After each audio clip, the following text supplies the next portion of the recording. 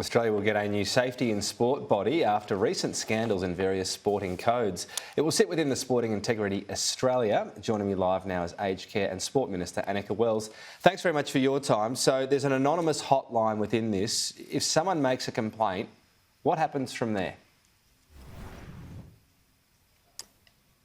It's athlete-led. So if someone makes a complaint, it's up to them first to get advice about what their options are and then to determine which option that they want to take, whether it's something as informal as getting some advice being heard or right through to a formal process at either the National Sports Tribunal or over at the Australian Human Rights Commission. Right, so does that mean this body or the organisation within the body could launch its, or have an investigation launched into something if it was considered serious enough? Absolutely, and what we know from the soft launch of the 1300 number is that they expected about 60 complaints to come in. They got 1,300 complaints. So firstly, we know that this is rife. Secondly, we know a bit more about where these complaints are coming from. And thirdly, we know that 117 of those matters were ultimately referred to law enforcement for further action. So in terms of that investigation and what happens though, if the sporting code already knows about it and has launched its own investigation, how does that work? Do they launch a separate one? Do they let that organisation do one first and perhaps see if it was sufficient? Yeah, we're probably dealing in a hypothetical there, but I guess what this is meant to do is work in partnership with the existing integrity requirements of national sporting organisations. In no way does this let our national sports off the hook. They are still required to do those things. What this provides is an independent branch, an independent arm where people can get anonymous advice. My hope is, based on the evidence we know from reports like the AHRC report into the gymnastics, the swimming, is that having a hotline where people can get advice, a referral, can be heard, can get counselling, etc. if they need to, a hotline that is trauma first, culturally aware, world leading in its nature, means that we won't see these things become as rife and as litigious as they currently do. And it's everywhere, professional sport, amateur, juniors, no limitation at all? That's right. There's the remit within the National Integrity Framework at Sporting Integrity Australia exists and continues to exist. That gives people some guidelines. But the idea is that you can be a coach's assistant and call. It's not just for athletes, it's for everyone in the sporting ecosystem.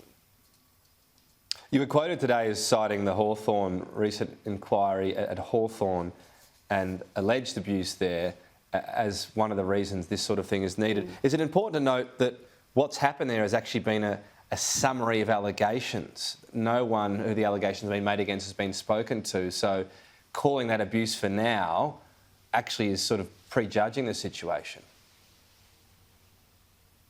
I've only talked about the allegations over at the Hawthorn Football Club. I'm aware there is a long way to go there.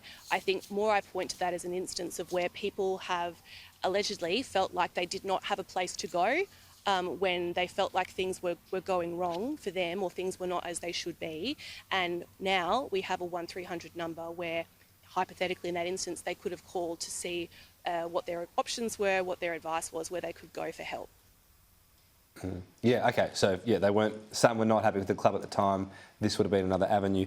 Just briefly as well on aged care, so you came into government with a big focus on fixing the issue with inadequate food. Anthony Albanese actually said that residents are literally starving. What's changed since you came to power? Yes. We've advanced, first of all, there's budgeted money to get first of all, let me acknowledge that by no means is the situation good for residents with respect to food in aged care. That's why it was an election commitment, because the Royal Commission told us that too many people were malnourished and, like you said, some even literally starving in nursing homes. So we are now in the process of rolling out our election commitments, being that the $5 million the Maggie Beer Foundation is doing to educate nursing homes about how better to nourish people in centres, but we're also working with a number of stakeholders about those standards, and we've got a number of things moving forward, as you'll see in the October and March budgets. So we're sort of almost 4 months in now. Has anything actually improved? The losing weight measure, which is often used, it was 10.9% of residents losing weight before you came in, now it's 9.4%. It seems to be almost going nowhere. That's right. No, well, that is improvement, but by no means do I want to say that we are satisfied with that. We've got a long journey to go. One of the things that has made progress and that people will start to see shortly is the rollout of the star rating system. Tomorrow is the new funding model, ANAC, its first day in operation. That's going to start to give us data about where nursing homes are spending their money. So come November, come December, we're going to have good real-time data about who is spending what where and who is not spending enough on food, and that's where we can act. The Royal Commission found up to half of residents were malnourished. Are any residents being specifically screened for malnourishment? Well, the malnourishment screening was actually a recommendation of Dietitians Australia amongst other stakeholders. They've now shifted their position and want us to look at different approaches in the standards moving forward. We are doing that. But like where we started, Tom, this is not satisfactory. Aged care is in crisis. The food and nutrition of people in nursing homes is by no means up to standard. We have a long way to go on that journey, but we were the party that put that as an election commitment, and that is what we are now rolling out. But just that, specifically that malnourishment screening, is that happening anywhere or will it?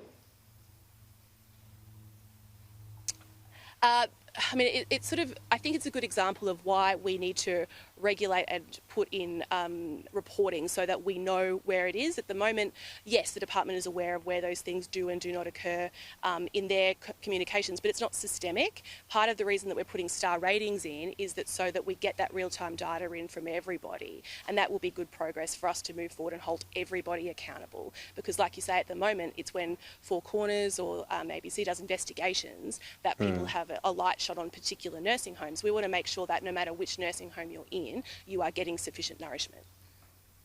All right, well, we're nearly out of time, but I'm just trying to clarify. Does that mean there is malnourishment screening going on or there will be? That's the third time you've asked me, and like I said, it depends on the individual centres because some of them have taken the existing advice of places like Dietitians Australia and other stakeholders. Some take advice from the departments. Some are private, some are public, some are NGOs. We are taking the advice that has now changed from Dietitians Australia and we are actioning it in the standards moving forward. Those standards are imminent, as stakeholders are aware, and what I really need is, as of tomorrow, us to start getting real-time data. All right, so it's happening soon from the sound of it. Minister, we've got to leave it there. Thanks for your time. Like you said, there's some monitoring happening. Yeah, sorry. No, yes, I'm not trying to be facetious. I was just trying to follow up and clarify that. We've got to leave it there, though. Thank you.